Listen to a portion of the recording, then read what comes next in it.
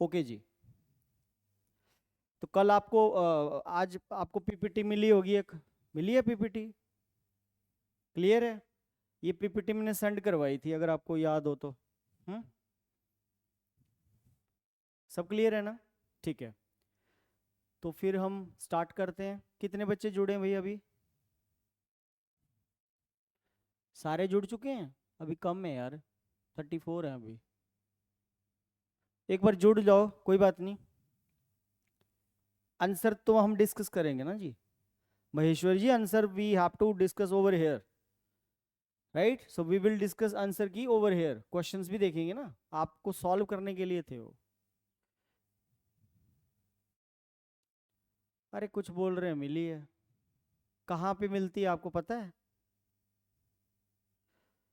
मैंने आज मॉर्निंग में भेजी है आपका पोर्टल। भाई किसको मिली है? प्रतिमा सिंह, कहाँ मिलती है ये, कहाँ पे आती है पीपीटी? ग्रुप में आई होगी ना आपके। शुभांगी कहाँ थी पीपीटी?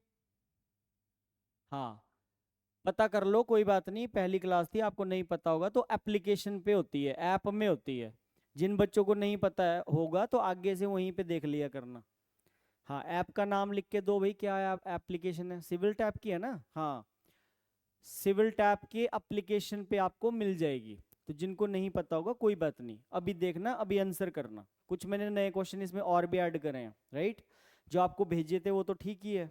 हाँ, सिविल टैप यूपीएससी के नाम से जो एप्लीकेशन है उसमें भेजी होगी। तो जिन बच्चों को नहीं पता होगा वो प्लीज उसमें देख लें, राइट? चलो, तो इसमें पहले तो देखो जी, थ्योरी थी सारी, है ना? थ्योरी देखी होगी आपने। ये सारी थ्योरी थी, ये मैंने पढ़ाया कल आपको, ताकि जो मैंने पढ़ाया था वही चीज़ें इसमें दे रखी है कि ऐसे फॉर्मेट टाइप 1 है, टाइप 2 है। ये सारा वही है जो पढ़ा चुका हूँ, है ना? तो ये सारा तो आपने देखना ही है, ये सारे थे पॉइंट कि भाई कौन कौन से ओपनिंग नहीं होते। ठीक है, तो बेसिकली नाउन ओपनिंग नहीं होता। तो नाउन, नाउन हमारा,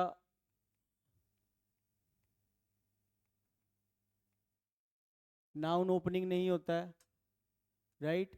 फिर प्रनाउन ओपनिंग नहीं होता, डिपेंडेंट ओपनिंग नहीं हो सकता, कंजंक्शन ओपनिंग नहीं हो सकता, प्रेपोजिशन भी ओपनिंग नहीं हो सकता है। तो ये ऑलरेडी पढ़ा चुका हूँ सारा। ये सारे, ये 3 तरह के वर्ड्स पे काम करना है, ये सारी लिस्ट मिल जाएगी आपको यहाँ। ठीक है, ये कॉन्ट्राडिक्शन वाले थे, ये फिर रिजल्ट वाले थे। अभी आपको एक जंबल दिखेगा, ये नया है, ये नहीं था उसमें, ये मैंने ऐड किया है।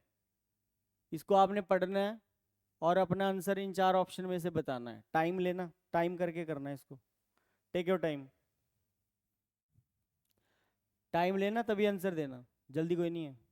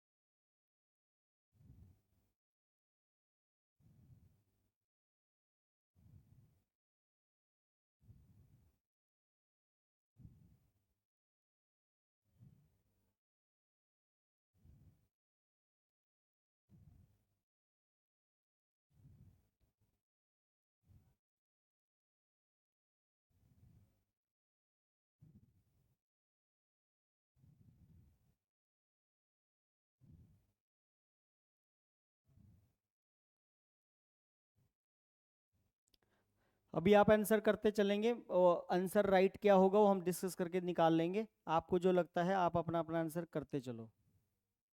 जो भी आपको लगता है, जो भी आप सोचते हैं, आप अपना आंसर कमेंट कर सकते हैं, कोई इशू नहीं है।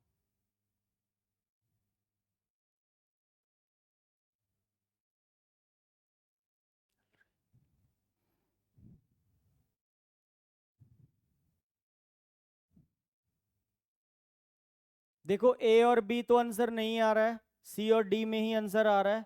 Some students are saying C, some are saying D.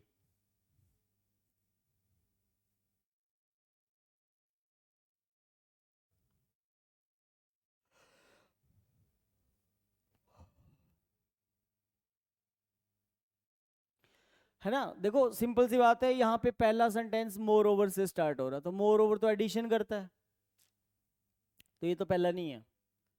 This trend, भाई कौन सा ट्रेंड, ये भी पहला नहीं है ना। तो पहला तो आपने सही पकड़ा है, क्योंकि पब्लिक सेक्टर एंटरप्राइजेज पीएससी ये नाउन है, ये नाउन है, तो ऑब्वियस है ये पहले होगा, राइट, ये हमारा पहला होगा। तो पहला सी वाले 3 ऑप्शन है, तो मतलब ए वाली ऑप्शन तो यहाँ पे ड्रॉप हो जाएगी, ये तो आएगा नहीं, क्योंकि ए से तो ये स्टार्ट नहीं हो सकता। अब सी के बाद एफ आएगा या सी के बाद ई आएगा, 2 ऑप्शन में सी एफ है, सी एफ है, दो एक में सी ई है। अब बोल रहा है पब्लिक सेक्टर एंटरप्राइजेज पीएससीज have experiencing severe challenges in attracting motivating and retaining their key staff, कि भाई जो पब्लिक सेक्टर एंटरप्राइजेज है उसको काफी दिक्कतें आ रही हैं, मतलब क्या प्रॉब्लम, सीवियर चैलेंजेस वो फेस कर रहा है अपने की स्टाफ को क्या करने में, अट्रैक्ट करने में, मोटिवेट करने में और रिटेन करने में। अब देखो जंबल के अंदर ना एक छोटे छोटे लिंक होते हैं स्टूडेंट्स, ठीक है। अब इस पूरी स्टेटमेंट के अंदर कुछ ऐसा एक वर्ड है, या एक वर्ड हो सकता है, 2 वर्ड हो सकते हैं, जिसका किसी दूसरी स्टेटमेंट के साथ लिंक बनता हो। अब यहां बोल रहे रिटेनिंग देयर की स्टाफ, तो सी के बाद मुझे लगता है एफ आएगा। सी के बाद जिसने ई लगाया है ना, वो यहाँ पे इस सी वाली स्टेटमेंट का जो कनेक्शन बैठेगा वो एफ ई के साथ है या एफ के साथ है।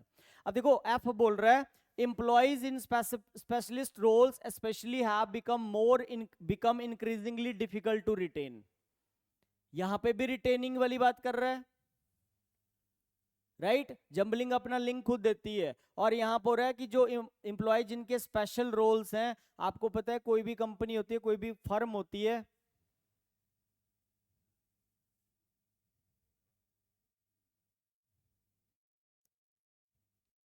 हाजरा खातून जी नहीं, यही है वो, वही थी एक ही, बट उसी में ना मैंने कुछ नए क्वेश्चन ऐड कर दिए हैं, वो क्वेश्चन आने वाले हैं आगे, और नहीं है, यही है वो। बट उसी पीपीटी में जो कल आपको भेजी है वो क्वेश्चन भी आगे आएंगे, बट उसके साथ मैंने थोड़े से और एडिशन कर दिए, ईपीएफओ के जो लास्ट आए हैं ना, वो क्वेश्चन भी अभी आने वाले आगे, वो तो होंगे ही होंगे, बट कुछ एडिशनल है, जैसे ये क्वेश्चन था नहीं उसमें कल, राइट। तो अब सी के बाद एफ आएगा, अब क्वेश्चन को लेकर टेंशन मत लो, वो सारे क्वेश्चन वही ये इसी में मिल जाएंगे आपको, राइट। आएगा सी के बाद एफ की नहीं, अब सी के बाद ई के साथ जाओगे तो आप मतलब डी के साथ जा रहे हो, ये भी एलिमिनेट हो जाएगा, ये भी आंसर गया, राइट। अब सी के बाद एफ यहां पे भी है, सी के बाद एफ यहां पे भी है, अब सी एफ के बाद क्या बी आएगा या ई आएगा, ये आपको देखना पड़ेगा। क्या आएगा, सी एफ के बाद क्या आएगा भाई, बी या ई, बोलो।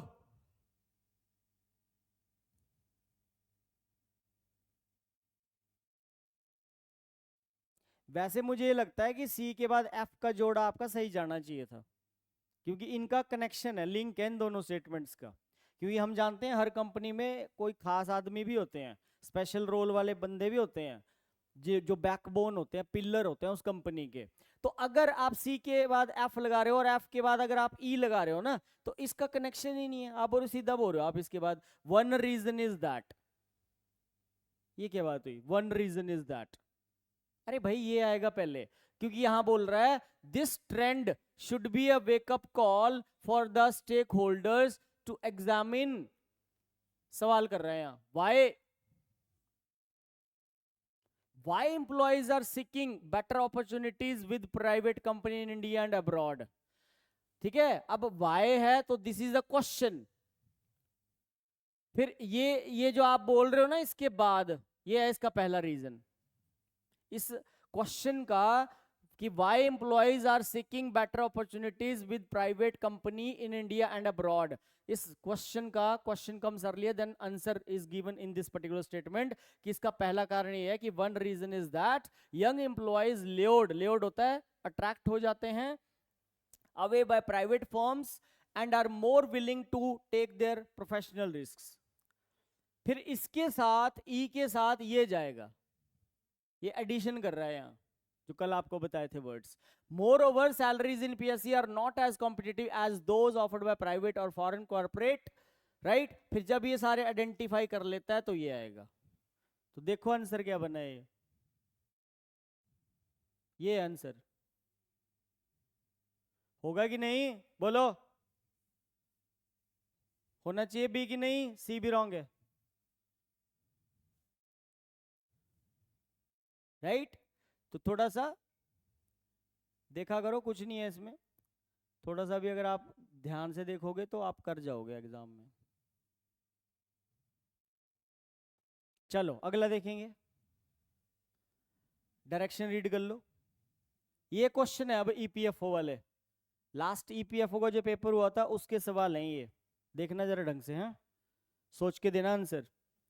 But in the following 5 items, each item consists of 6 sentences of a passage. The first and 6 sentences are given at the beginning as S1 and S6 as 6. The 4 sentences in between S1 and 6 in each question have been jumbled up and labeled as PQR, R and S. You are required to find the proper sequence of the 4 sentences and mark your response accordingly on the answer sheet.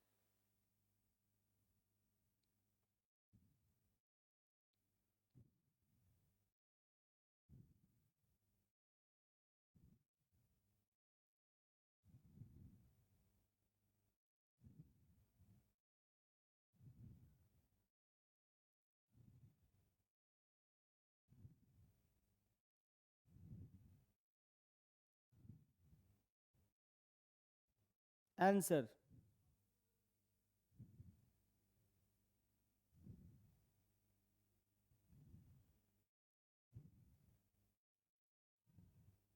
First, when you know the answer, you have to immediately comment.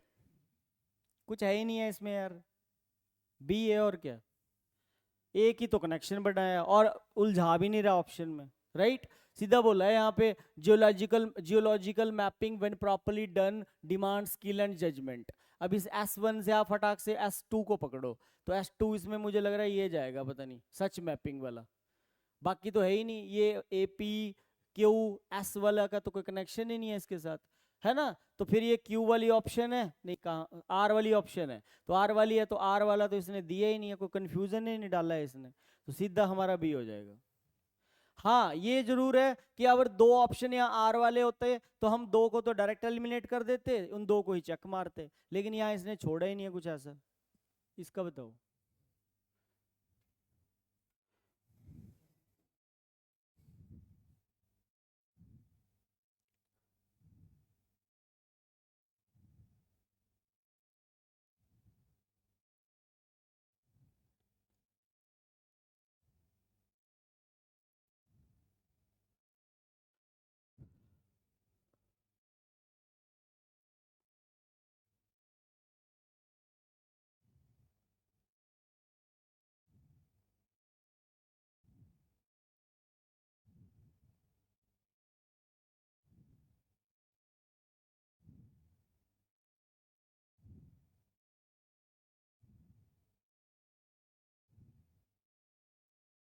Okay,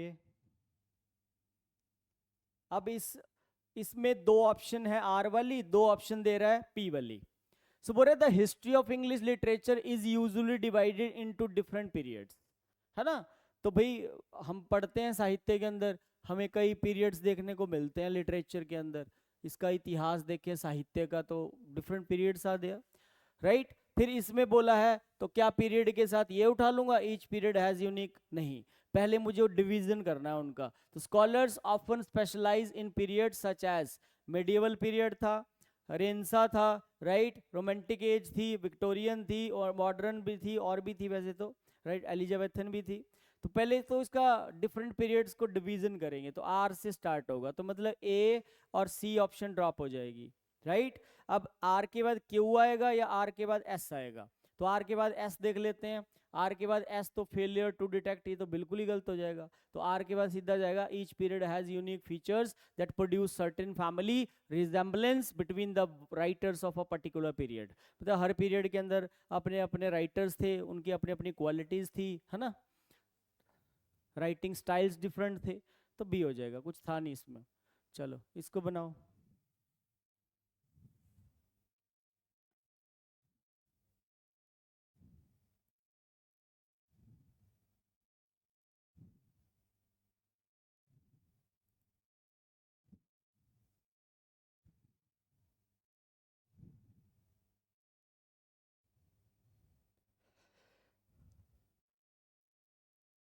अब इसमें एक sentence structure ही बनाना होता है।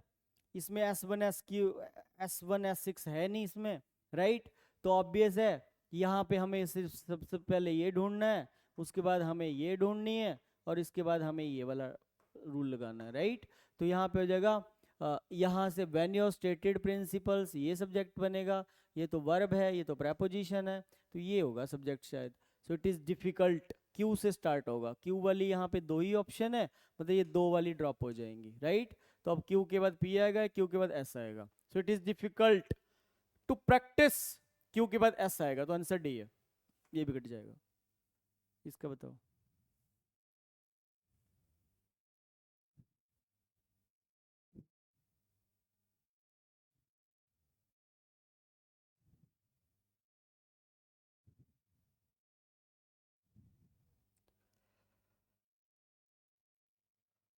इसकी शुरुआत ऊपर से है, पी से।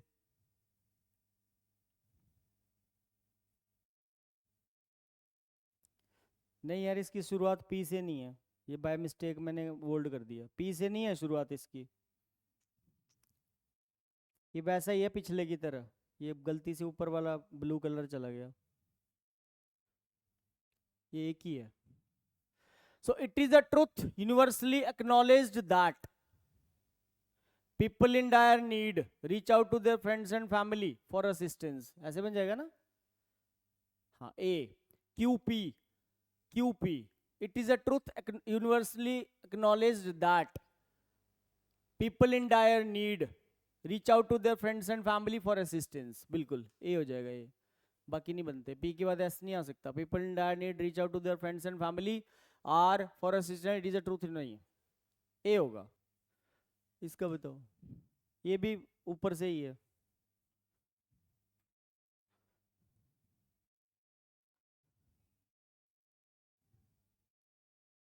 यही है अदिति जी, यही है, बट मैंने क्वेश्चन नए भी ऐड करे हैं, ये ईपीएफओ के क्वेश्चन चल रहे हैं अभी, ऐड किए हैं ना मैंने उसी में, वो भी आने वाले हैं, वो क्वेश्चन आएंगे अभी आगे, टेंशन मत लो। वही है ये, वही है, लेकिन मैंने आपको जो क्वेश्चन भेजे थे ना, उसके अलावा मैंने थोड़े से ऐड कर दिए, क्योंकि वो क्वेश्चन कम थे, तो मुझे लगा कि चलो थोड़े से और ऐड कर देता हूँ ना, आपकी प्रैक्टिस हो जाएगी ज़्यादा। वही सवाल है, आने वाले हैं, वो भी आएंगे अभी आगे।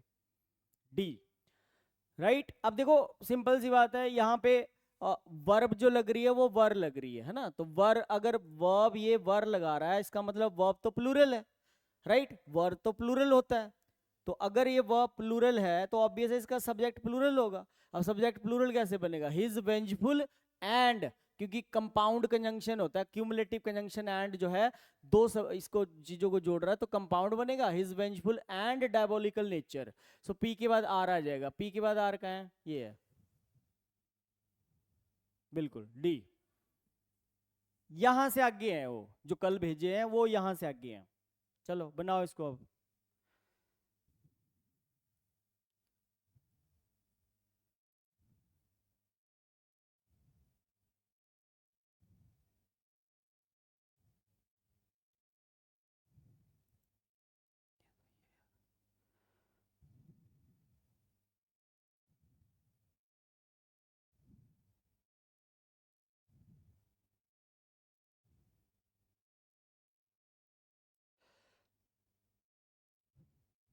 सी, अब ऑब्वियस है, कैन एक मॉडल वर्ब है, मॉडल वर्ब के बाद मेन वर्ब लिखी जाती है, मॉडल वर्ब के साथ हम मेन वर्ब को लिखते हैं, जैसे हम बोलते हैं can I take your pen, तो टेक आएगा आगे, मे आई कम इन सर, तो कम आएगा आगे।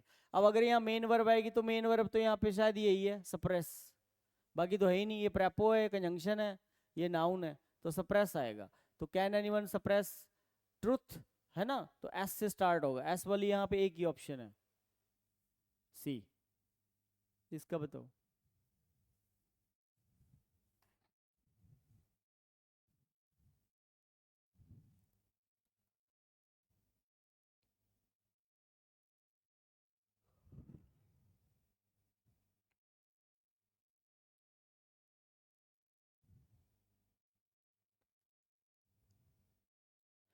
सी, okay.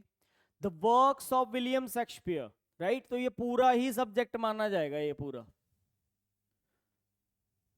This is the subject. After subject there always comes verb, तो वर्ब ये है, have provided us such common expressions, P के बाद S आएगा, है ना?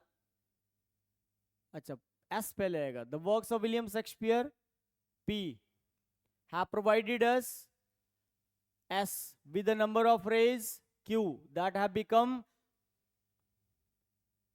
R. Such common expressions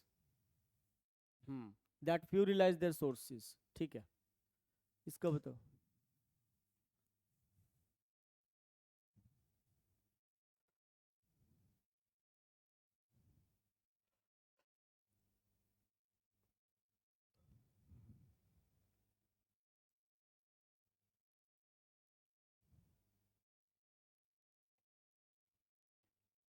the decade of the 70s, जैसे the works of William Shakespeare वो पूरा सब्जेक्ट था, so the decade of the 70s ये पूरा ही सब्जेक्ट बन जाएगा, है ना? तो इसके बाद ऑब्वियस है ये पूरा सब्जेक्ट था, तो फिर से वर्ब वाला रूल लगा दो, वर्ब डाल दो, एस आ जाएगा, सॉ ग्रोइंग एक्सेप्टेंस, और एस वाली एक ही ऑप्शन है यहाँ पे, और कोई है ही नहीं. D answer. इसका बताओ.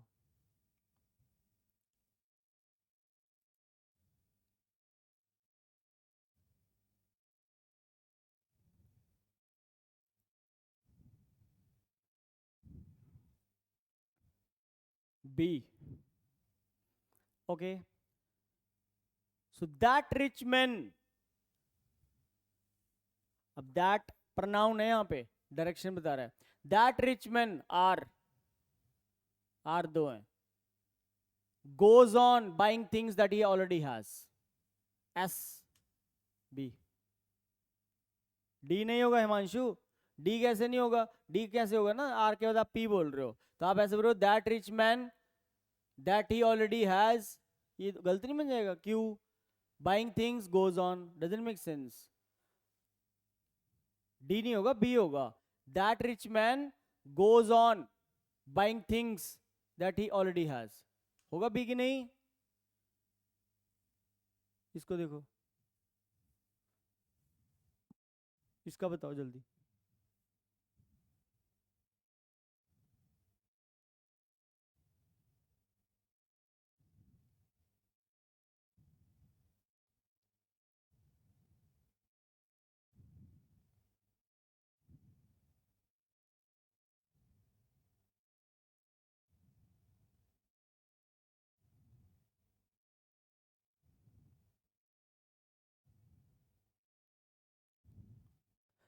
The clerk, D, left the money, P, on the desk, which he should have locked up in the safe. D. आसान है, इसका बताओ.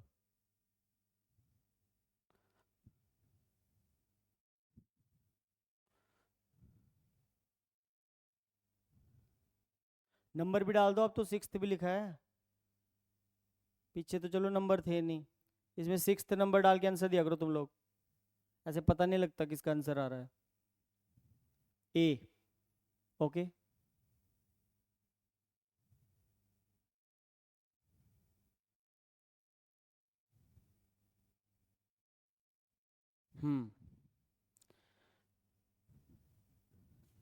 बिल्कुल. सम एनिमल्स प्लूरल आ गया, इसको दे रिप्लेस करेगा.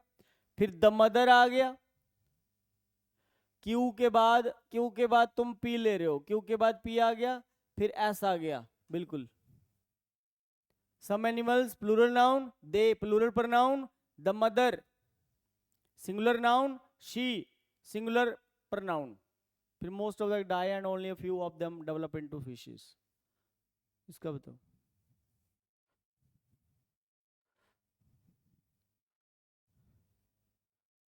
ओके, कुछ बच्चों ने पहले सॉल्व कर रखा है, बहुत अच्छी बात है. जिनको नहीं पता लगा है वो अभी कर लें, कोई इशू नहीं है. Take your time.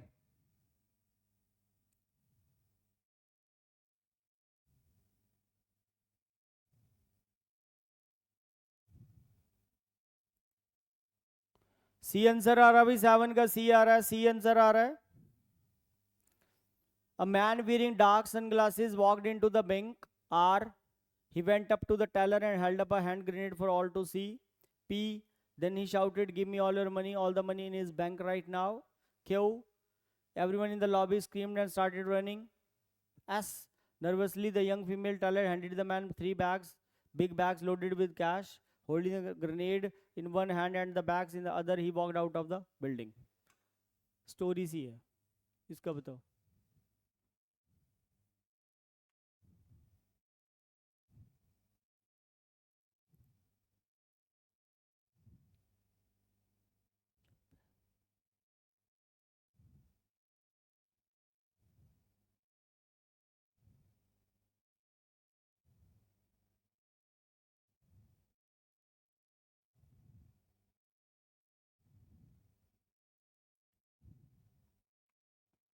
D. Okay. Many scientists are working on safer and better ways to kill mosquitoes. R. Mosquitoes nets can be used for protection. S. But there is no. अब देखो ये है, वो कल बताई थी आपको बात.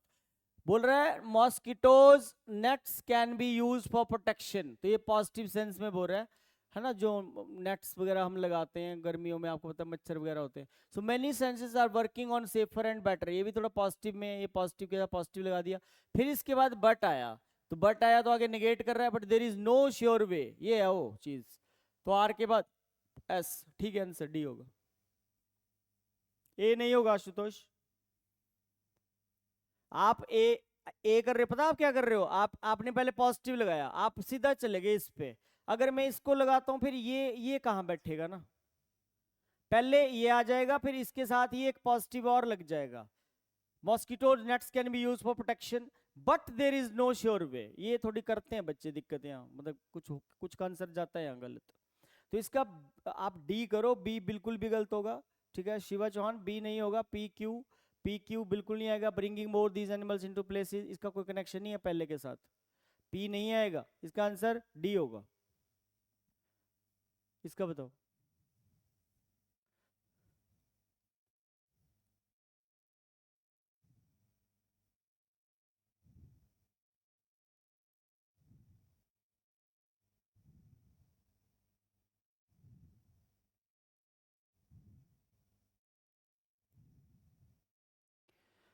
9th का बी आंसर आ रहा है भाई. बोल रहा है the bus stopped, a woman and a man got in together. Q सही है. As they took their seats. Okay. Are the young woman was carrying a pet dog. Okay. The conductor came in and took the fares. और फिर last में then his eyes rested with gold melies on the dog.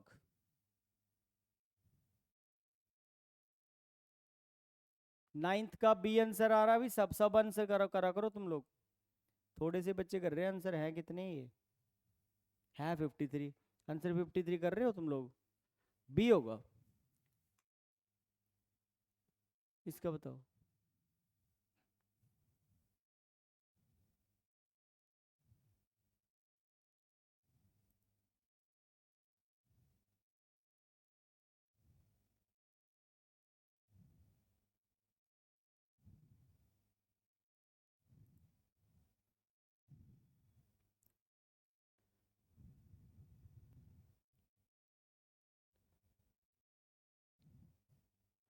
अब noun determiner वाला ही होगा, तो obvious है ये D हो जाएगा.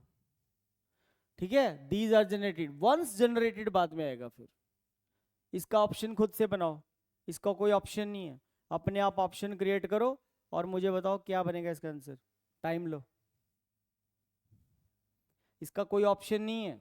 You have to create your option on your own, कि पहले डी आएगा, फिर सी आएगा, फिर एफ आएगा. अपने आंसर कमेंट करो वहाँ ऑप्शन बना के.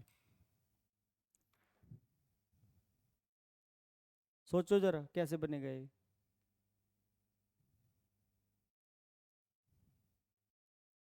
Take 1 minute. जिन्होंने पहले बना लिया अच्छी बात है.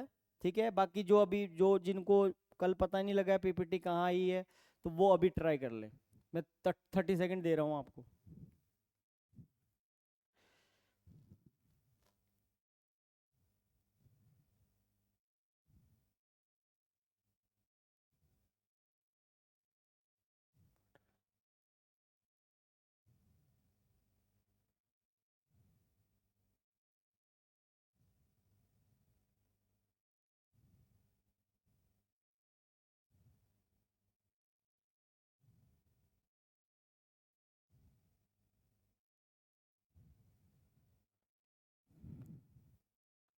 CFBDAE, CFBDAE, CFB, ये इतने सारे क्लास लगा रहे हैं, इनके सबके दिमाग एक जैसे ही हैं, सारे एक जैसे ही सोचते हैं ये, फिर या तो आंसर ही वो होगा CFBDAE।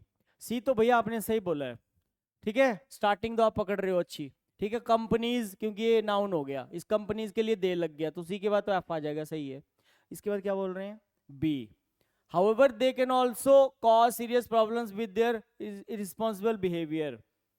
फिर बोल रहे हैं D, there are several instances of companies undermining workers rights, damaging the environment। फिर बोल रहे हैं ए, voluntary measures such as codes of conduct, ठीक है।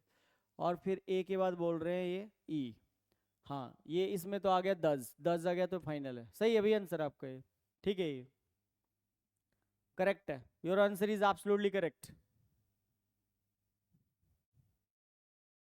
ठीक है। यही थे, एक शीट में आज आपको ना और भेजूंगा, उसको आप ट्राई कर लेना, और सिविल टैप की एप्लीकेशन पे आपको जो है ये चीज़ें मिलती हैं, जिनको नहीं पता है वो पता कर ले, बोल बता दिया आपको, ठीक है। सिविल टैप का जो वो है वहाँ मिलती है।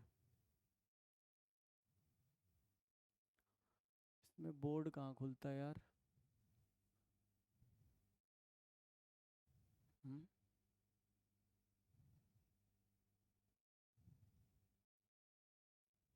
एक मिनट रुकना।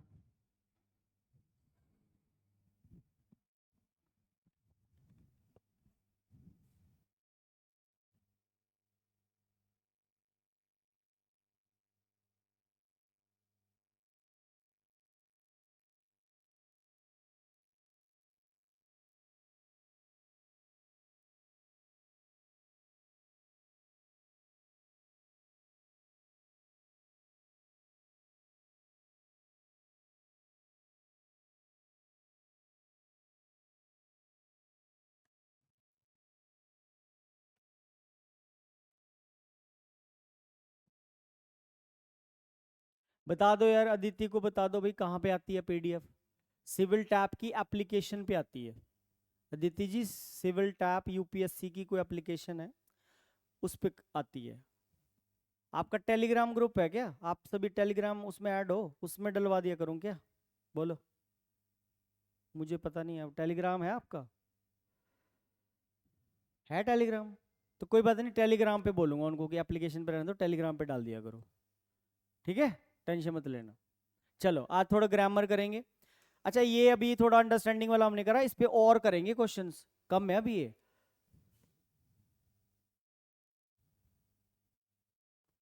कोई बात नहीं यार, देख लेना जहां भी आएगी, ठीक है, टेंशन मत लो अब, ओके। चलो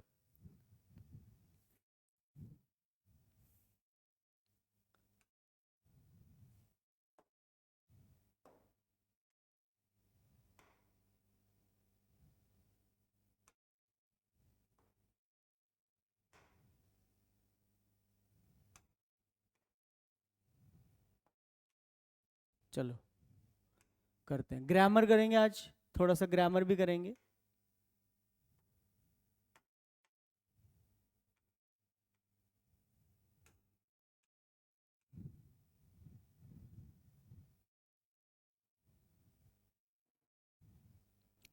तो ग्रामर में हम चैप्टर करते हैं, लिखेंगे कॉपी पे, लिखिए। इंपॉर्टेंट चैप्टर की बात करें तो अगर एरर की बात करें, जैसे ईपीएफओ में आए भी थे, एक क्वेश्चन तो ये टेंस का था भाई, एक क्वेश्चन आपको सुपरफ्लूअस का था,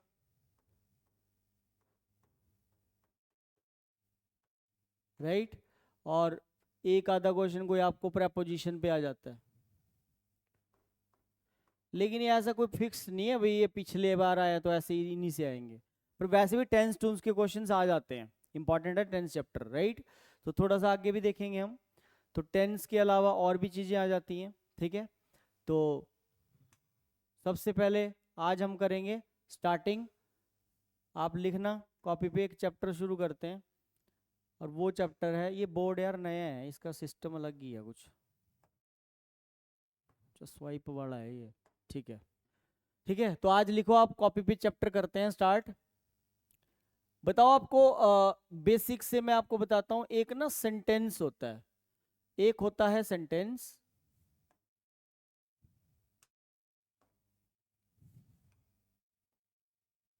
क्या सीन है ये?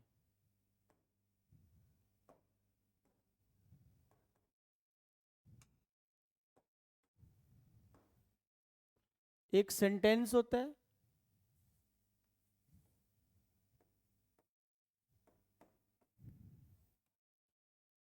एक क्लॉज होती है, और एक फ्रेज होती है।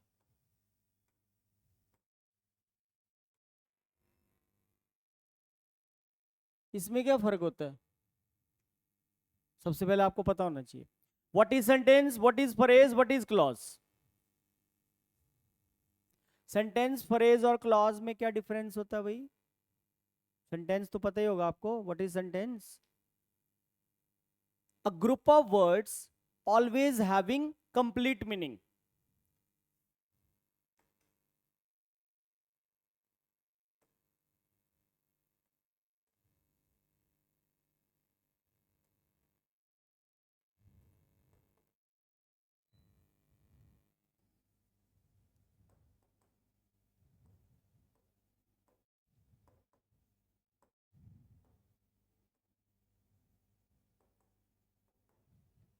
उसको सेंटेंस बोलते हैं। Then what is clause? जैसे आप बोलते हो my name is Aditi, my name is Dale, my name is Shiva Chauhan, ये क्या है?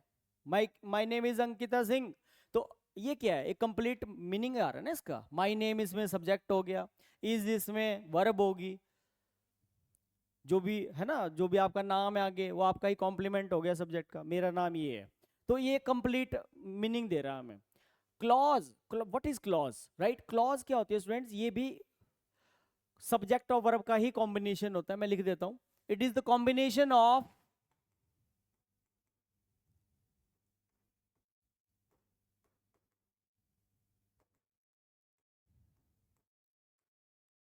Subject and verb. But sentence और क्लॉज में एक डिफरेंस होता है, क्या? ये हमेशा मीनिंग देता है, ये कभी मीनिंग देगा, कभी मीनिंग देगा नहीं। Clause, clause sometimes it gives us complete sense, sometimes it doesn't. अभी यहाँ जगह कम है तो आप थोड़ा लिख लो अपने भाषा में आगे, ठीक है? Sometimes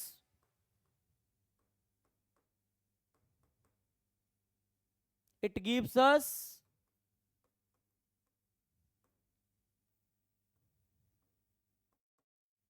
complete sense, but sometimes it doesn't. Fundamental है, पता होना चाहिए आपको। ये डिफरेंस होता है सेंटेंस, इसको हिंदी में वाक्य बोलते हैं। दिस इज उपवाक्य, दिस इज, यार ये क्या है, वाक्यांश। वाक्यांश मीन्स वाक्य का अंश, अंश मीन्स पार्ट, पार्ट मीन्स हिस्सा। हिस्से का कभी मीनिंग नहीं होता, फ्रेज का अपना कोई मीनिंग नहीं होता। Sentence, a group of words which always having complete meaning. Clause, it is the combination of subject and verb, but it sometimes it gives us complete sense, sometimes it doesn't, right? ये ध्यान रखना। और phrase जो होती है ये it is the combination of two or more than two words, but phrase never has its complete meaning, क्योंकि ये पार्ट होता है, पार्ट का कभी अपना मीनिंग नहीं होता। अब एग्जाम्पल से इस चीज को समझना पड़ेगा, राइट? कैसे समझेंगे? जैसे मैं बोलता हूं ऑन टाइम, तो क्या इसका अपना कोई मीनिंग है? बताओ भाई शिवा, ऑन टाइम का कोई मीनिंग आ रहा है? क्या ऑन टाइम लिखने से लिसनर को कोई रेफरेंस मिल रहा है क्या बोल रहे हो आप ऑन टाइम? है ही नहीं। राइट। सो ऑन टाइम दो वर्ड्स को, ऑन एक प्रेपो है, टाइम एक वर्ड है, तो ये प्रेपोजिशनल फ्रेज है। ये तभी मीनिंग देगी जब आप ऐसे बोलोगे।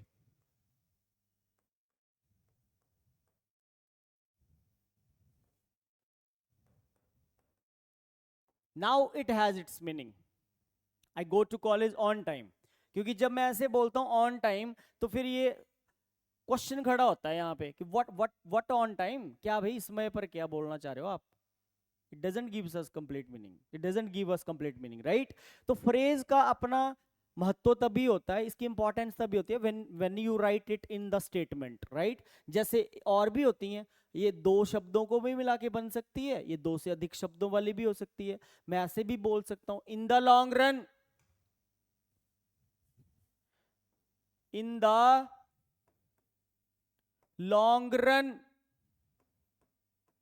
ये एक फ्रेज है, बट इसका अपना कोई मीनिंग नहीं है।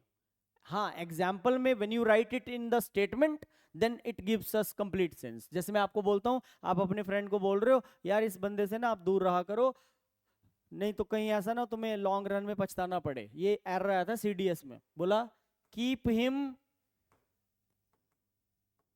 एट आर्म्स लेंथ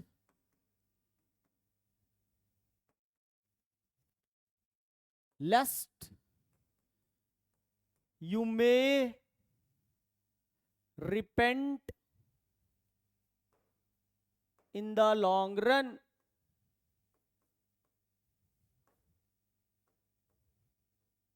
बताना है सेंटेंस में क्या एरर है। अभी भी मैंने गलत लिखा है, ये बता सकते हो क्या एरर है इसमें।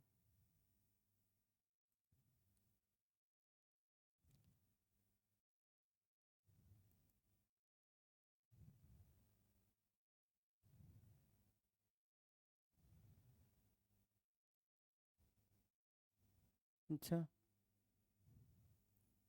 जिज्ञासा महेश्वरी जी, ये लास्ट होगा क्या, लेस्ट है वहां पे, लेस्ट ही होगा। पूरे लास्ट होगा, अरे लेस्ट ही होता है।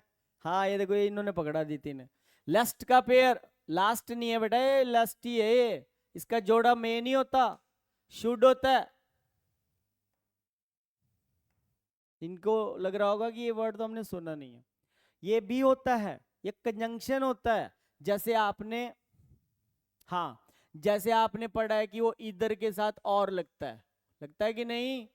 दुनिया की कोई ताकत इसको बदल नहीं सकती, इधर और ही होगा, नीदर नॉर ही होगा। या तो आप इसको ले लो या छोड़ दो, इधर यू टेक दिस और लिव इट। ना तो आप मेरे दोस्त हो, ना ही मेरे आप दुश्मन हो। So neither you are my friend nor my enemy. Comparison जब लगता है, और बच्चों को ये भी गलत फहमी होती है, अच्छा इधर आ गया और तो आ ही नहीं रहा सर। अरे भाई जरूरी है क्या इधर के साथ और लिखना। कंपैरिजन नहीं होगा तो इधर अकेला भी आ सकता है।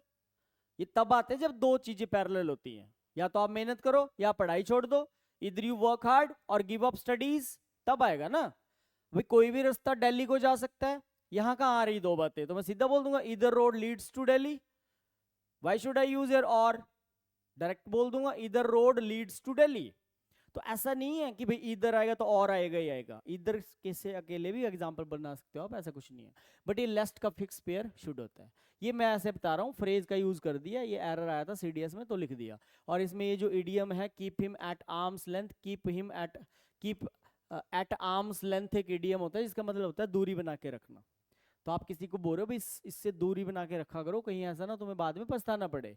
तो पहले तो मुझे ये बता दो, क्या फ्रेज, क्लॉज, फ्रेज और सेंटेंस तुम्हें समझ आया, क्या फर्क क्या है इनमें। क्लॉज, फ्रेज और सेंटेंस का डिफरेंस तुम्हें क्लियर हुआ। ये नई बीमारी है, इस पेन का क्या चक्कर है भाई। यहां तक बात थोड़ी क्लियर है। अब देखो क्लियर कैसे हो, आप सवाल नहीं करते हो यार, क्वेश्चन पूछा करो, आते नहीं क्या तुम्हारे माइंड में सवाल। तुम बोल सकते हो सर ये जो आपने यहाँ बात बोली कि कभी कभी ये हमें पूरा मीनिंग देती है, कभी कभी ये हमें देती नहीं है, ये हमें कैसे पता चलेगा। इसमें तो चलो पता लग गया अभी my name is Shiva Chauhan, तो ये तो पूरा मीनिंग देगा हमें। ये क्या बात हुई भाई, कभी कभी मीनिंग देती है कभी कभी मीनिंग देती नहीं है, ये कैसे जस्टिफाई होगा। इसको करते हैं अब जस्टिफाई। यही फर्क है इन दोनों के अंदर। ये तो चलो बच्चे को पता ही होता है कि शब्दों का एक ऐसा समूह समूह जिसका अपना एक पूरा मीनिंग होता है, वो वाक्य कहलाता है। ठीक है, ये सब्जेक्ट और वर्ब का ही, एक सेंटेंस भी सब्जेक्ट और वर्ब का ही, क्लॉज और इसका मिक्सचर ही होता है सेंटेंस। अभी देखो आपको मैंने ये सेंटेंस लिख के दिए है ना, जो अभी पीछे भी दिया था, I go to college, I go to college on time. अब देखो ये फ्रेज आ गई, आई सब्जेक्ट आ गया, गो वर्ब आ गई, तो ये क्लॉज भी तो है। तो एक जो सेंटेंस होता है ना, क्लॉज फ्रेज इन सब का ही मिक्सचर होता है वो। बट चक्कर ये है कि sentence always gives us complete meaning, लेकिन फिर क्लॉज को कैसे आइडेंटिफाई करेंगे वो देखते हैं। अब देखना जरा, मैंने बोला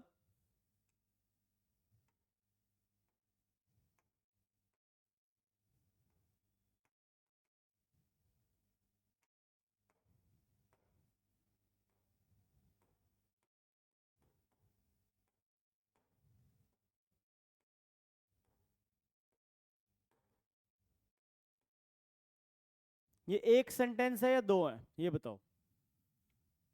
this is a single statement और टू सेंटेंसेस, एक है दो है, बस इतना बता दो।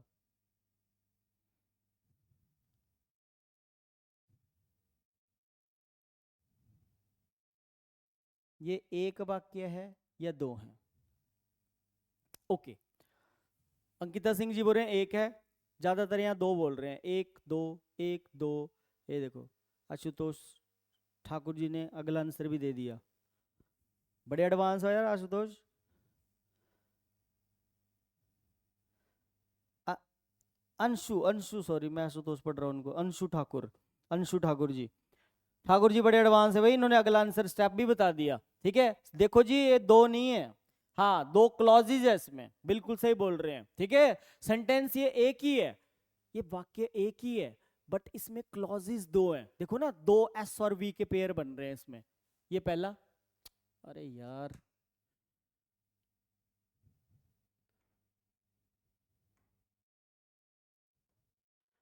ही सब्जेक्ट, ये वर्ब, ये बन गया एक। फिर यहां देखो ही सब्जेक्ट, विल और get modal verb, main verb, एक ही होती हैं वर्ब। तो दो पेयर हैं इसमें, एस और वी के इसके अंदर दो पेयर हैं, राइट। तो सेंटेंस ये एक ही कहलाएगा, but there are two clauses in this particular sentence. How many clauses are coming over here? Two, right. तो अब आप ऐसा करो, इसको इतना पढ़ो, इसको इतना पढ़ लो, और इसको अलग पढ़ो, और मुझे बताओ इस दूसरे हिस्से का अपना मीनिंग आ रहा पूरा, या इस पहले हिस्से का अपना मीनिंग पूरा है? अगर आप इसको अलग अलग सेपरेटली बोलते हो तो पहले वाक्य का मीनिंग पूरा आ रहा है या सेकंड का? सोचो जरा, ऑब्वियस है सेकंड का आ रहा है भाई, पहले का तो मतलब ही नहीं है। ये है वो बात जो पीछे आपको बताया in previous slide. I told you that sometimes it gives us complete sense and sometimes, but sometimes it doesn't. वो ये बात है, आधा वाक्य मीनिंग दे रहा है, हाफ दे ही नहीं रहा। ये है फिर वो क्लॉज। फिर आगे जाके इसके वो हिस्से हैं जो ये अंशु ठाकुर जी बोल रहे हैं। अब ये जो हिस्सा है इसका अपना मीनिंग है ही नहीं, आप सिर्फ इतना बोल के देखो, if he sings well doesn't make any sense, incomplete है ये। So this particular first clause has to depend upon the second clause for its complete meaning, right. तो ये जो पहली क्लॉज होती है, फिर इसके नाम है, मैं नाम इसके लिखता हूं यहाँ, रुको, ये तो सारा मिट जाएगा यार, स्यापा ही है। पहली क्लॉज का नाम है डिपेंडेंट, बोल लो। इस पहली क्लॉज का नाम सबऑर्डिनेटिंग बोल लो।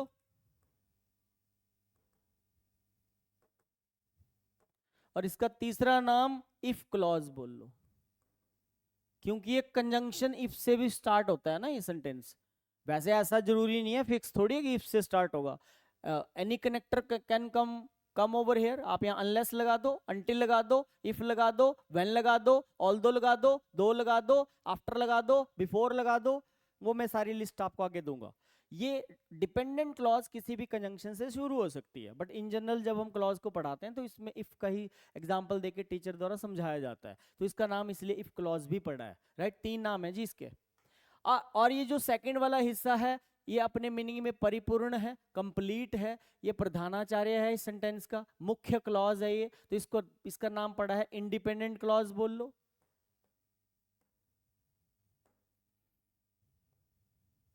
चाहे आप इसको प्रिंसिपल क्लॉज बोल लो, और you can also call it main clause.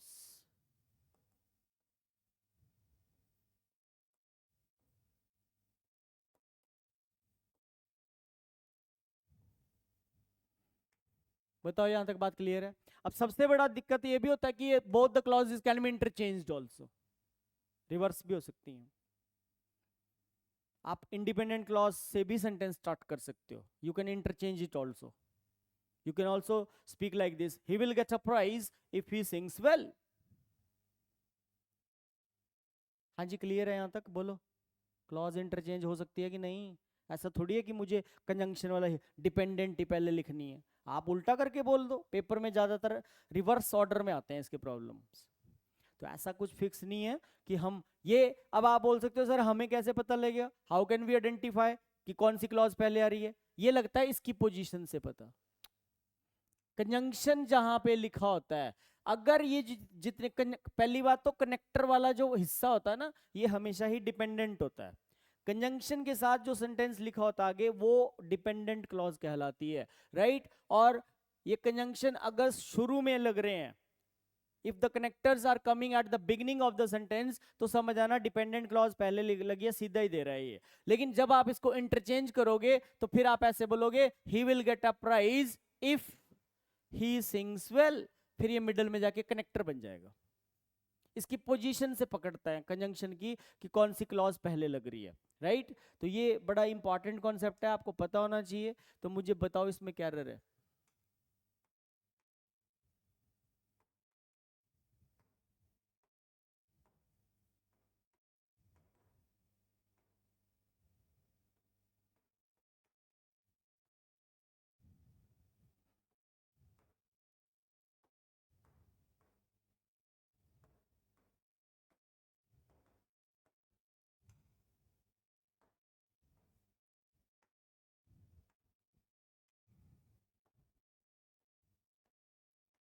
Answer option, check the position of the conjunction.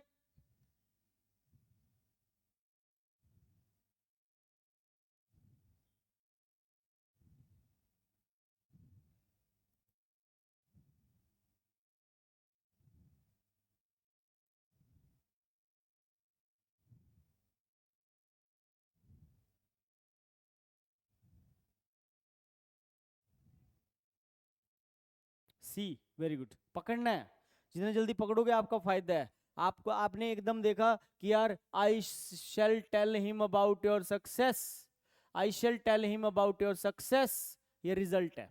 Principal clause में हमेशा ही रिजल्ट आएगा, और प्रिंसिपल क्लॉज हमेशा ही विदाउट कनेक्टर होती है।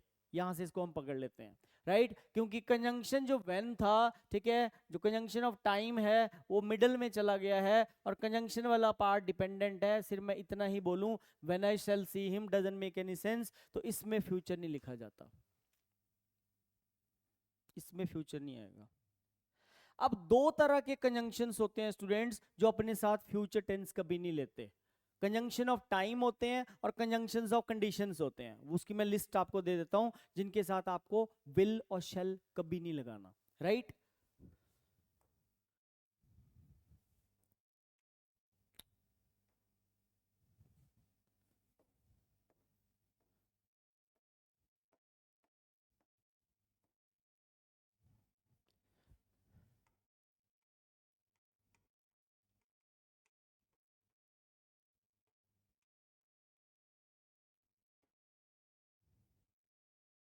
इधर मैंने सिर्फ सीधा कंडीशन लिख दिया।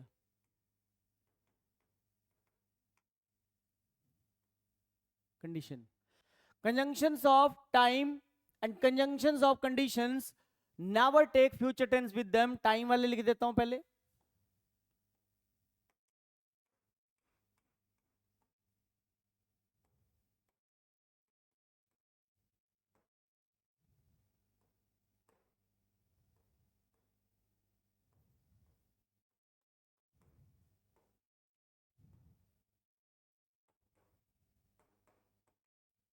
Bye the time, as soon as long as, when, until, उसके बाद before, after, all are conjunctions of time. And what about conjunction of conditions? If, when, in case,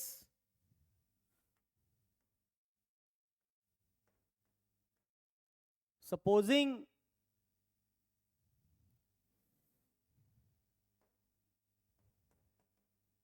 provided,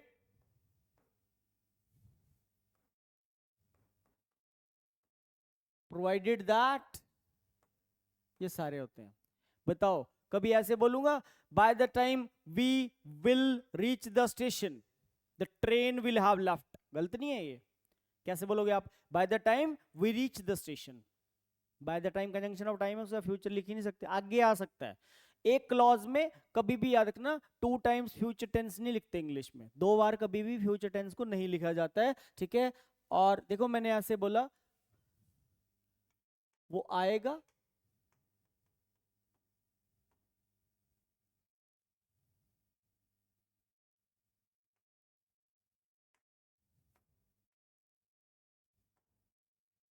बताओ ये सही है गलत है? ये वाक्य सही है या नहीं? बैक करूं? ठीक है जी, देख लो, इधर मैं लिख भी देता हूं यार, ऊपर लिख लेना, विल, अरे यार ये तो ड्रामा हो गया, ये लिखता बाद में मिट पहले ही जाता है, ये चक्कर क्या है समझ नहीं आ रहा।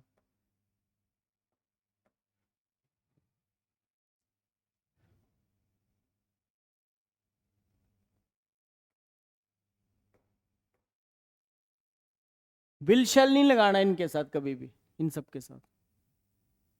देखो जरा, डेल हो गया,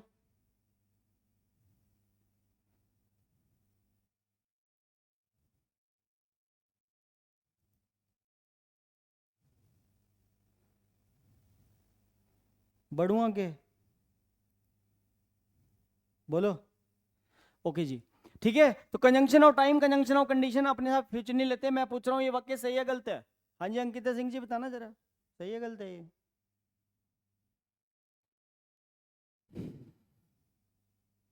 बताओ यार, तुम बोलते नहीं। अच्छा, रॉन्ग हो गया ये क्योंकि इनके गुरुजी ने बोला 2 बार फ्यूचर नहीं आएगा, तो ये रॉन्ग हो गया। बड़े इनोसेंट हैं ये। अरे सही है ये, रॉन्ग हो गया ये। अब देखना जरा, दिमाग नहीं लगाते पत्थर की लकीर मान लेते हैं टीचर की बात को।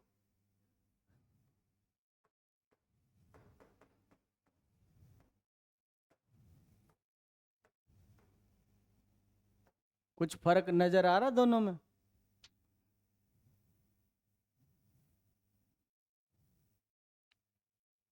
अब देखो, अरे दूसरा गलत है, पहला सही है। हाँ वो आएगा और मैं चला जाऊंगा, तो ये तो रियलिटी है ना यार, ये तो रियलिटी है। रियलिटी में लग सकता है भाई, ऐसा कुछ नहीं है। आप सोच रहे हो भी फ्यूचर नहीं, ये ठीक है बात कि 2 बार फ्यूचर नहीं आता, बट वो सिर्फ कंडीशनल में नहीं आता। अगर वो आएगा तो आया थोड़ी है अभी। यहां विल ड्रॉप करो, यहां कम्स कर दो। If he comes I shall go, और कनेक्टर मिडल में कुछ नहीं लगाना हमने, यहां लग सकता है कंजंक्शन।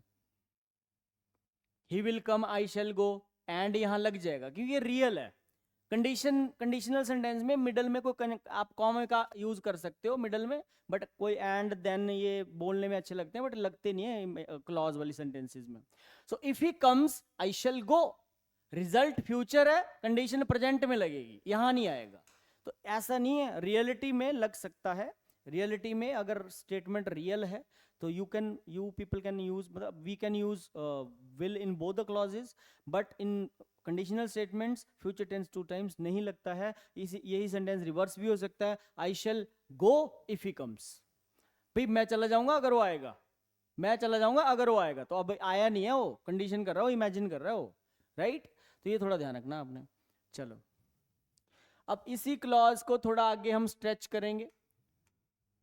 क्लॉज का आपको स्टार्टिंग वाला हिस्सा तो बता ही दिया कि क्लॉज का काम क्या होता है। ये उपवाक्य होता है। ये होता है जैसे एक स्कूल में प्रिंसिपल होते हैं, एक वाइस प्रिंसिपल होते हैं। तो सेंटेंस एक तरह से प्रिंसिपल है, क्लॉज एक तरह से वाइस प्रिंसिपल है, ठीक है। बट क्लॉज का आधा हिस्सा मीनिंग देता है, आधा हिस्सा मीनिंग देता नहीं है। मतलब प्रिंसिपल क्लॉज ऑलवेज अपना मीनिंग रखती है, जबकि सबऑर्डिनेटिंग क्लॉज या डिपेंडेंट क्लॉज का अपना मीनिंग होता ही नहीं है, उसको डिपेंड रहना पड़ेगा इसके ऊपर।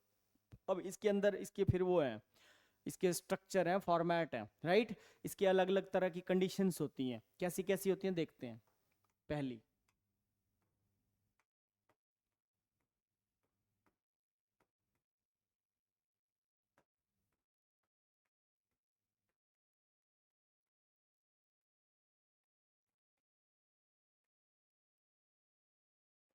बताओ ये प्रोबेबल है इम्प्रोबेबल है? ये नाम है इनके जी, फिर आगे दिस इज प्रोबेबल कंडीशन और इम्प्रोबेबल कंडीशन। क्या ये संभव है या नहीं है? अगर तो ये संभव है तो ये प्रोबेबल होगी। प्रोबेबल है भाई, इसमें क्या बात है। अब आप मेरी क्लास में 60 के राउंड 60-70 बच्चे क्लास लगा रहे हो, है ना। आप 60 स्टूडेंट्स के राउंड मेरी क्लास में मतलब मेरा सेशन लगा रहे हो, तो मैं आप सबको एक रिजल्ट दे दिया मैंने, भाई तुम सबका एग्जाम क्लियर हो जाएगा, आप सभी बच्चों का ईपीएफओ का पेपर क्लियर हो जाएगा। लेकिन इसके पीछे मैं कंडीशन क्या पुट कर रहा हूं? अगर आप मेहनत करोगे, अगर आप मेहनत करोगे, कंडीशन ये है। शर्त बोलते हैं ना इसको, क्लॉज शर्त होती है, हिंदी में इसको शर्त बोलते हैं, राइट। तो ये प्रिंसिपल क्लॉज तो हमेशा ही रिजल्ट देगी, रिजल्ट शो करते हैं हम प्रिंसिपल क्लॉज में, और इसमें लगा देते हैं हम शर्त कि अगर आप मेहनत करोगे। अब 60 बच्चों में से 10 ने तो बहुत ज्यादा मेहनत करी, टीचर ने जो पढ़ाया वो तो पढ़ा ही पढ़ा। अब आपको पता है यूपीएससी कंडक्ट करेगा तो ऐसे कोई हलवा तो है नहीं पेपर। यूपीएससी क्या पूछ लेगा कुछ पता ही नहीं है, क्योंकि वो इसको सेट करता है, राइट। तो ऑब्वियस है आपने अपने लेवल पे और सिविल टैब के अलावा भी आपने और सोर्स छाने कि हाँ यार यहाँ से भी अच्छा कंटेंट मिल रहा है, यहाँ से भी मिल रहा है ना, चलो यहाँ से पढ़ लेती हूँ, यहाँ से पढ़ लेती हूँ, ठीक है। एक चीज़ पे डिपेंड नहीं रहना चाहिए, डिफरेंट उसको फॉलो करना चाहिए आपको, ठीक है। क्योंकि ये पेपर वो नहीं होते हैं कि आसान लेवल वाले, यहाँ कहीं से भी कॉन्सेप्ट आ सकता है, कुछ भी आ सकता है, राइट। तो 10 बच्चे रिजल्ट ले गए भाई, क्योंकि इन्होंने बहुत ज्यादा हार्ड वर्क डाला, ठीक है। अब बहुत ज्यादा मेहनत करी, अपना 100% दिया, जो टीचर ने दिया काम वो भी प्रॉपर किया, तो 10 स्टूडेंट्स यहाँ पे पास कर गए। लेकिन 50 बच्चे यहाँ पे फेल हो गए, वो अलग बात है, लेकिन भाई 10 बच्चे यहाँ पे पास भी तो कर गए ना। तो रिजल्ट तो वैसे भी वही निकलता है, थोड़ा बहुत ही आता है। 100% में से कितना, 100% 50-60 के 60 थोड़ी निकल जाएंगे, रिजल्ट तो वही देने वाले होते हैं ना, 5-10 ही। समझ रहे हैं ना, ये तो आप भी समझते हो, ठीक है। तो कहीं ना कहीं ये कंडीशन जो लगी थी ना, ये फ्यूचर में रियलिटी में कन्वर्ट हुई है, चाहे इसकी परसेंटेज कम है, चाहे 10 ही बच्चों ने पेपर को क्रैक किया है, लेकिन कहीं ना कहीं ये जो कंडीशन लगाई थी हमने प्रेजेंट में, ये फ्यूचर में रियलिटी में सच साबित हुई है। तो ऐसी कल्पनाएं जो या तो ट्रू होती हैं या उनके ट्रू होने के चांसेस होते हैं फ्यूचर में, वो प्रोबेबल कहलाती हैं। तो ये प्रोबेबल कंडीशन का नाम इसको लिखा जा सकता है, ओपन कंडीशन भी आप इसको बोल सकते हो। इसका शॉर्टकट ऐसे बनता है, इफ के साथ, ये देखो टेंस आ रहा है फर्स्ट फॉर्म, अगर यहाँ ही होता तो वर्क्स हो जाता, तो फर्स्ट फॉर्म के साथ एस और ईएस चला जाता। ये है डिपेंडेंट क्लॉज का ट्रिक, डिपेंडेंट क्लॉज में शॉर्ट में हमने बना दिया, और अगली जो क्लॉज है भाई उसमें चला जाएगा will, shell plus first form. ये बना हमारा प्रिंसिपल क्लॉज, ये है प्रोबेबल कंडीशन का शॉर्टकट। अब इसको तुम ऐसे भी कर सकते हो, कर सकते हैं कि नहीं, जैसे पीछे बताया सेंटेंस में, इसी वाक्य को आप ऐसे भी तो बोल सकते हो ना, you will clear the exam if you work hard. तो प्रोबेबल कंडीशन ऐसी होती हैं, जैसे आप बोलते हो अगर मैं आगरा जाऊंगी तो मैं ताजमहल देख लूंगी, so if I go to Agra I shall see the Taj Mahal. तो भाई ये तो प्रोबेबल है ना, हो सकता है अगले महीने 2-3 छुट्टियां पड़ेंगी, 15 अगस्त की आ गई, फ्राइडे है उस दिन, सैटरडे को आपने वैसे छुट्टी ले ली ऑफिस से, 3 दिन का प्लान है, चलो जी ताजमहल देख के आ जाते हैं, तो रियलिटी में कन्वर्ट तो हो जाएगा, तो ये प्रोबेबल में जाएगा ना। ऐसे जो सेंटेंसेस होते हैं, ऐसी जो कल्पनाएं होती हैं, इमेजिनेशन हम करते हैं कि चलो वो आज तो मैंने नहीं देखा है, लेकिन भविष्य में कभी मेरा चक्कर लगेगा तो मैं देख आऊंगा आगरा। तो ये पॉसिबल है ना, संभव है ये। बताओ पहला क्लियर है? Is it clear to you guys? This is the probable condition, और we can say open condition इसको बोला जाता है। ठीक है, एग्जाम में एरर आ सकता है, लेकिन आपको ये ध्यान रखना भाई विल कटेगा कौन सा, तो ये ध्यान रखना कि कंजंक्शन के साथ नहीं लगाना। अगर मैं यहाँ बोलूँ if you will work hard, तो ये गलत हो जाएगा, ये नहीं, ऐसे नहीं होगा फिर, राइट। चलो दूसरा देखेंगे।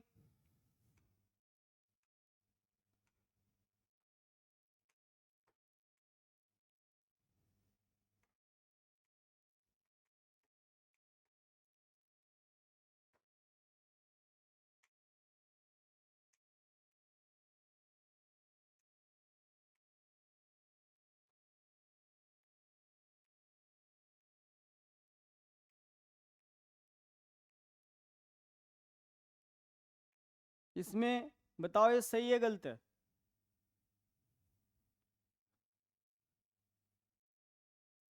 ये वाक्य सही है भैया गलत है? ये देखना जरा।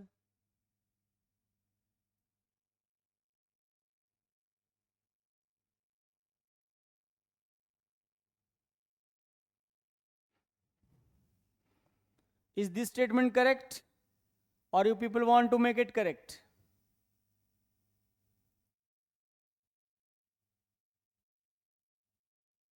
गलत है। सही करो इसको, सही करना है इसको, करेक्ट करना है इसको, कैसे होगा?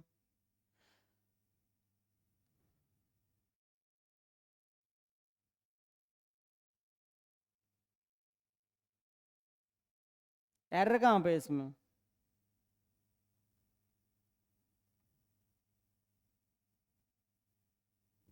ये तो मैंने गलती से लिख दिया।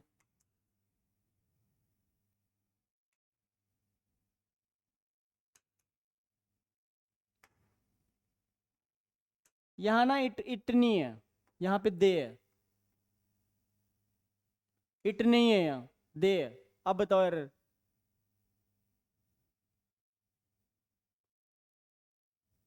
अब बताओ, अब सही है गलत है? नाउ दिस इज करेक्ट और इनकरेक्ट?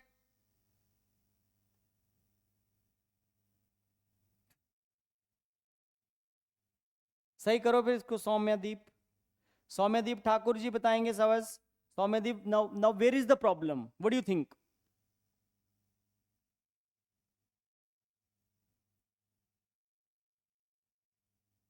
अच्छा, वाटरिंग। यार तुम लोग कमाल कर रहे हो। बोल रहे if you watering the plants.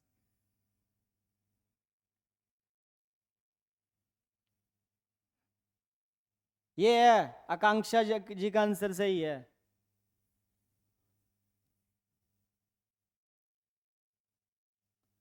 Hmm, the खा दिया। अरे इसको हटाओ। ये बताएंगे आकांक्षा का आंसर यहाँ सही है, बट आकांक्षा मुझे रीजन बताना why why this is going to be happen over here like this. क्योंकि यहाँ पे इसमें भी प्रेजेंट लगा रहा है, इसमें भी प्रेजेंट लगा रहा है, दोनों ही क्लॉजेज में प्रेजेंट टेंस लगा रहा है, तो इसका रीजन क्या है भाई? ये क्या चक्कर है? पिछले में तो हम रिजल्ट फ्यूचर में दे रहे थे, कंडीशन भी प्रेजेंट में ही लग रही है, रिजल्ट भी फ्यूचर में आ रहा है। शुभांगी बताना ये ऐसा क्यों हो रहा है? सचिन, द नहीं कटेगा, वो ठीक है। If you water the plants, universal truth है ये।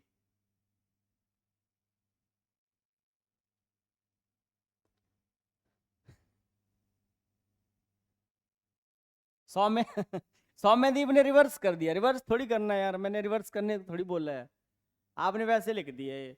पता क्या है, इसमें रिजल्ट सेम है यार, तुम समझ नहीं रहे।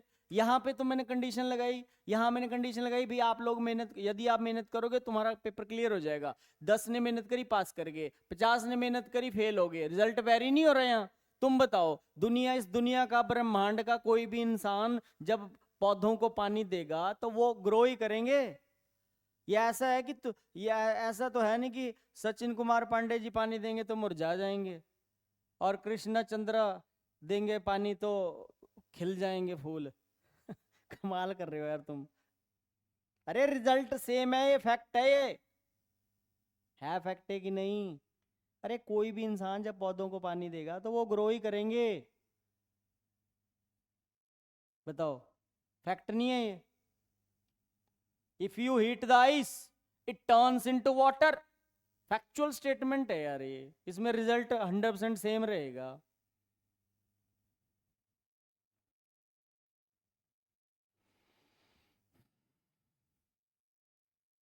देखो ना, अच्छा मैं बता देता हूँ डेल, देखो ना मैंने वैसे बोला, if you heat ice it turns into water,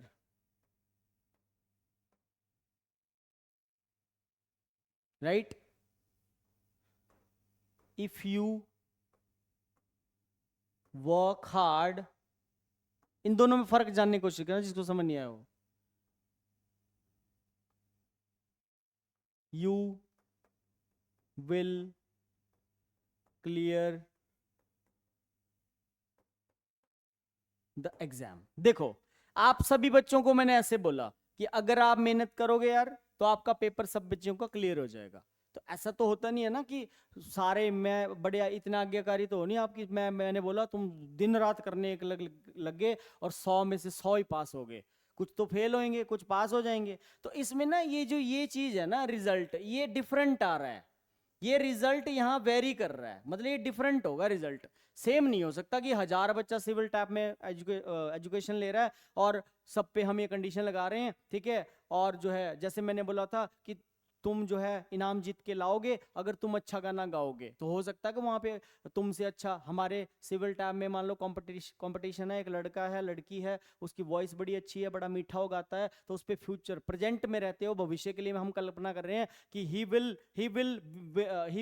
win a reward, या he will get a reward, या he will get a prize if he sings well, अगर वो अच्छा गाना गाएगा। ये तो हमारी इमेजिनेशन है ना, हमें लगता है कि हमारा स्टूडेंट बड़ी, इसकी वॉइस बड़ी मेलोडियस है, लेकिन वहां पे उससे भी अच्छा गाने वाला था कोई, तो वो सेकंड आ गया, उसको सेकंड प्राइज मिला, फर्स्ट नहीं मिला, तो वेरी हो गया ना रिजल्ट।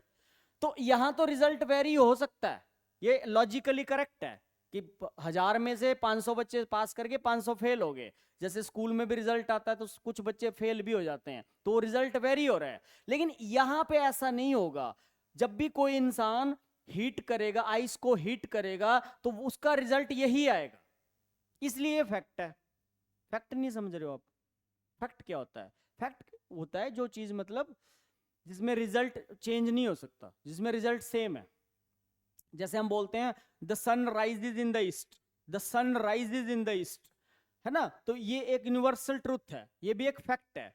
तीन, हाँ, तीन टाइम होते हैं, मतलब 3 स्पैन होते हैं टाइम के, प्रेजेंट पास्ट फ्यूचर।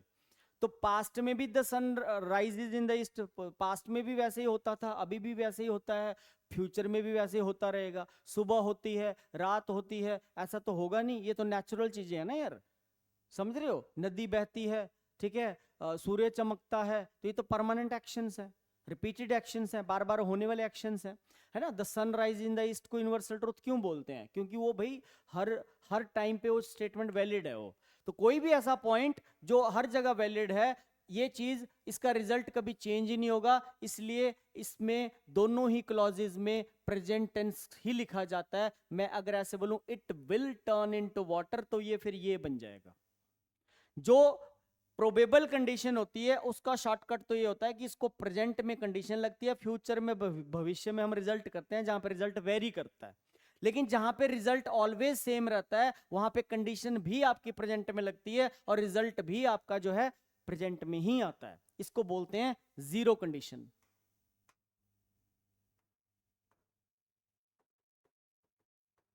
और इस निचली वाली को क्या बोला था? ओपन या प्रोबेबल कंडीशन। दो हैं, दो तरह की हैं। हाँ, रिजल्ट फिक्स है इसका सचिन जी, यही होगा। तो एक दो वाक्य आपको करा दिए, और एक दो अगली क्लास में कुछ और भी इसके करवा दूंगा, ऐसा कुछ नहीं है, बट वैसे यही उदाहरण दिए जाते हैं टीचरों के द्वारा। बताओ डेल यार, अब तुम समझ आया थोड़ा कि नहीं? बोलो, नहीं तो एक दो एग्जाम्पल और ले आऊंगा कहीं से ढूंढ ढांड के। कल एक दो इस फैक्ट वाले के और दे दूंगा, एक दो उदाहरण, आपको टेंशन मत लो। लेकिन कुछ है नहीं इसमें बातचीत, और ये आता नहीं है पेपर में, ये ना इतना नहीं आता एग्जाम में, ये मैंने देखा नहीं किसी पेपर में, ये वाला हीट आइस वाला। पर ये ऐसे आ सकता है भाई, फ्यूचर लगा के दे सकता है, तुम ऐसा कुछ बोल नहीं सकते हम। तो दो तरह की कंडीशन तो ये होगी, राइट। अब एक तीसरी और कर लेते हैं, थोड़ा टाइम बचा है, या वो कैब कर लें, इसको कल कैरी फॉरवर्ड कर लेते हैं, वो कैब कर लेते हैं थोड़ी सी।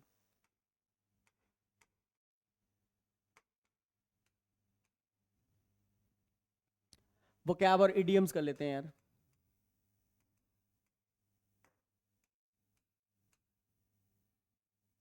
मैं 5 इडियम्स लिख रहा हूं, आप बताना आप कितने जानते हो, ठीक है, ट्राई करना।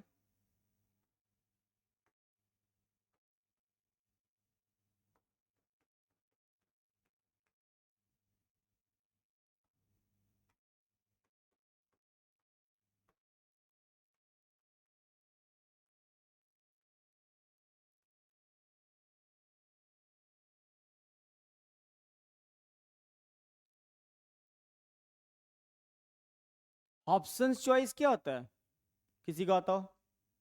What is the meaning of options choice?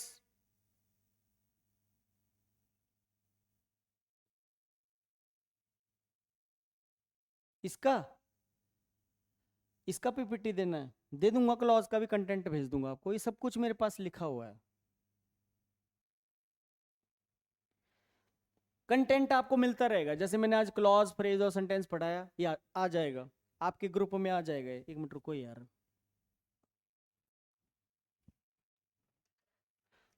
ये आपको मिल जाएगा, ठीक है। हाँ very good L, no real choice होता है ये। आप घोड़ा खरीदने गए, बंदे ने आपको 4 घोड़े दिखा दिए, वो 4 घोड़े एक ही कलर के हैं, वाइट। उन 4 घोड़ों का कलर भी सेम है, उन 4 घोड़ों की हेल्थ हुल्थ भी सेम है।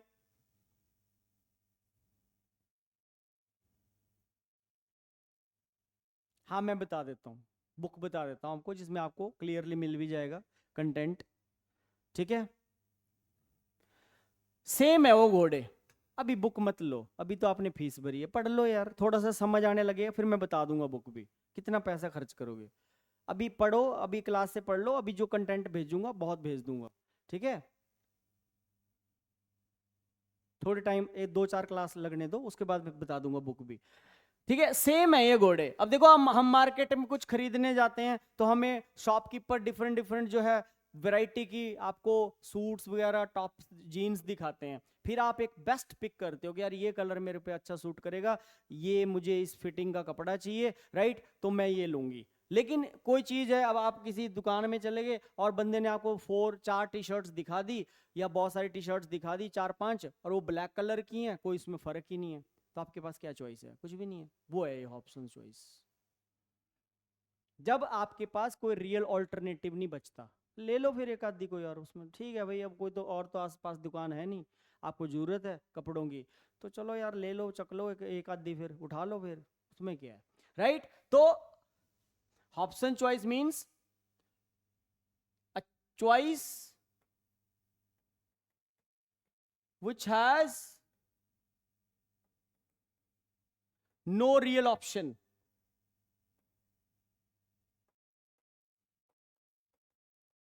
जब हमारे पास कोई ऑप्शन नहीं बचती, rank and file, common,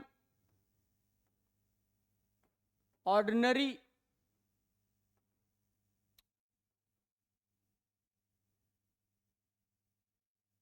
ordinary members को बोलते हैं। हाँ, common people of the society, या ऑर्डिनरी जो मेंबर्स होते हैं उनको बोल देते हैं rank and file, right. Third, ये वो क्या आपका वर्ड है, जल्दी बताओ? निफेरियस,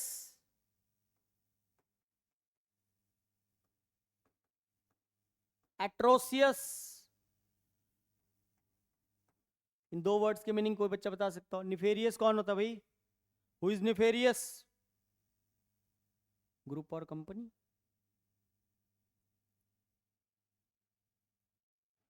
इमोरल होता है? इमोरल तो नहीं होता यार शायद।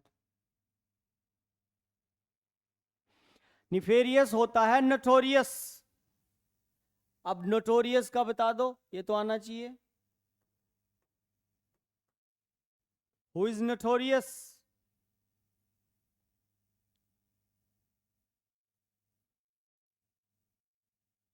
हाँ, निफेरियस, आकांक्षा, नोटोरियस ही होता है। एट्रोसियस सही बताया आपने Soumyadeep, very good.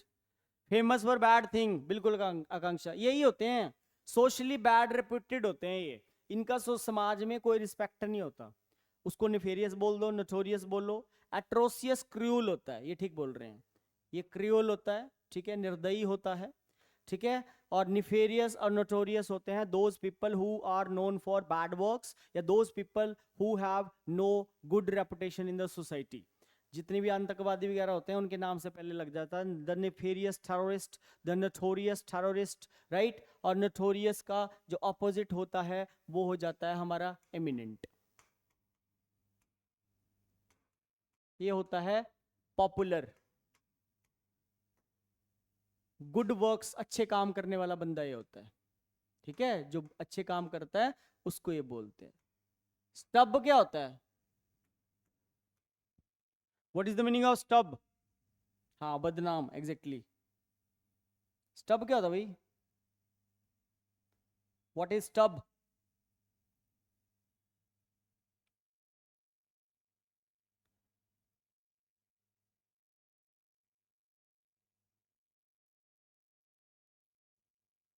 Left over piece, हाँ सही बोला आकांक्षा, वेरी गुड। स्टब होता है द शॉर्ट, वन वर्ड है ध्यान रखना, the short remaining end of a cigarette. Stub होता है, वन वर्ड सब्स्टिट्यूशन है, लिख लो, the short remaining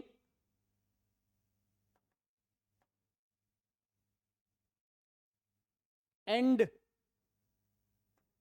of a cigarette, उसको बोलते हैं स्टब, राइट। रैग क्या होता है? Rag, what is rag?